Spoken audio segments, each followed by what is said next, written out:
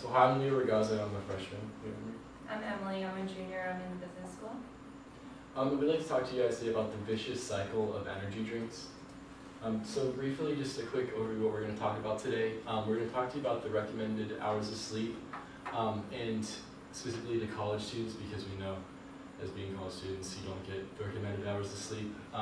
And what students normally resort to are energy drinks, and they use them, but they also abuse them. So we're going to talk about the negative side effects of when you abuse energy drinks, and just tips if you are energy drink dependent or just aren't getting enough sleep in general, what you can go to Emory to find. So what is healthy when it comes to sleep? It's when you rest your head on the pillow, it should take you about 20 minutes to fall asleep, and you should get 8 hours of sleep a night on the average. And this should be done at one single block of time at night. And also when you're awake during the day, you should feel alert, and you shouldn't feel like you need to take a nap throughout the day. And so, however, Emory's a tough school, you know, you need to get that homework done, project coming up. You don't get 8 hours of sleep, it's just reality. There's a study done, and about 6 3/4 hours of sleep is the average per college student. However, this can often be 4 to 3 hours or even all-nighters. And also you nap during the day, and you oversleep on the weekends. I know this past weekend I was up 3 nights in a row with only 3 hours of sleep, and I did nap every day, and I did sleep at 2:30 on Saturday. So this clearly shows that this is very accurate information. So what are exactly the consequences of sleep deprivation? First, you're going to have decreased daytime alertness and performance, which can really hinder your academic abilities. You're also going to have an impaired ability to think and process information, which can affect your studying, it can affect paying attention in class, and it can also affect your memory capabilities. And you can also have a poor quality of life because you can't function well socially, academically, or physically, which is really important for a freshman student who's acclimating to a new environment to be able to function well in all aspects of life. So then, a lot of students who are sleep deprived rely on other sources of energy to keep them alert and focused throughout the day. And some of these sources include coffee, alcohol, drugs, and the biggest culprit here, energy drinks. So why do people drink energy drinks? Does anyone like the taste of energy drinks? No, okay. So the majority of users in this study, we learned that 67% of energy drink consumers drink them to make up for insufficient sleep. And why do people drink them, especially college students? Because they're cheap, they're convenient, and they're accessible on all college campuses. So we're going to do a little bit of nutrition facts. A 16-ounce can of Monster energy drink has about 54 grams of sugar. And that's kind of hard to kind of see. So, Dr. Lucky, would you like to eat these 5 donuts? No thanks. Because if you would, this is the amount of sugar that's in the one can of these Monster energy drinks. So you can just leave that there so you guys can swap over those. And also for caffeine, 160 milligrams is in one can. That's kind of hard to tell as well, but it's actually the equivalent of not 3, not 4, but 5 cans of Coke. So just know when you're drinking one can of these, it's about 5 of those in caffeine-wise.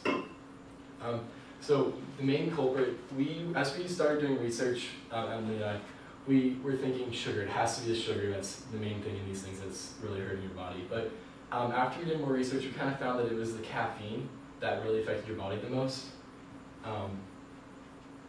So in the study in 2007, about 5,500 caffeine overdoses reported.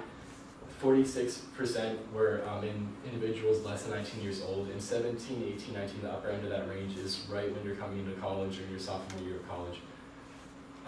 So how caffeine works exactly is it's very complicated, so I'm trying to simulate this as much as possible, but you have a baseball and you have a tennis ball. And baseball and tennis balls are similar in size, structure, they look the same, have a similar design. And baseball here is actually adenosine, which is a purine nucleoside in your body that is an inhibitory neurotransmitter. It induces sleepiness and stops arousal. And caffeine is the tennis ball, which obviously is the opposite of that. And how adenosine works is there is receptors in your body, as the catcher would be in a baseball game, and when it attaches to the receptors, it makes you more sleepy. But when you drink these energy drinks, there's a lot more caffeine in your body, so the caffeine binds to these receptors because of their same structure, and thus makes you more energized and more alert. So there are a lot of harmful effects of caffeine, specifically caffeine overdose. One is increased anxiety, and as we learned from the Student Health Counseling Center, that anxiety was one of the biggest problems that freshmen are having in their first year at school. It could also increase your chances for bipolar disorder, it can increase bleeding, give you an irregular heartbeat, high blood pressure, and it could lead to osteoporosis down the line. So resources for Emory students. First, you should avoid purchasing energy drinks from the Wonderful Wednesday stands, Cox, the Emory Bookstore, and the Emory Village stores. But most importantly, you should be getting enough sleep. If you're not getting the recommended 7 to 9 hours a night, you can visit the Student Health Center on 1440 Clifton Road, and you can even see the Emory Sleep Center in Midtown if you're having a lot of trouble.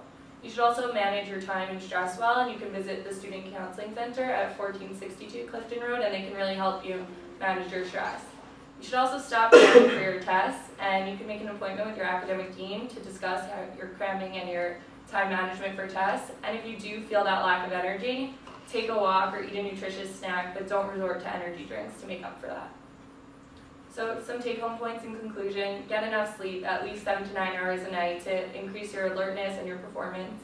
And if you are running low on energy drink, or you're studying for a test, you're staying up at night, do not resort to energy drinks. Energy drinks are not healthy for you. They're too high in sugar and caffeine, which can really harm your body.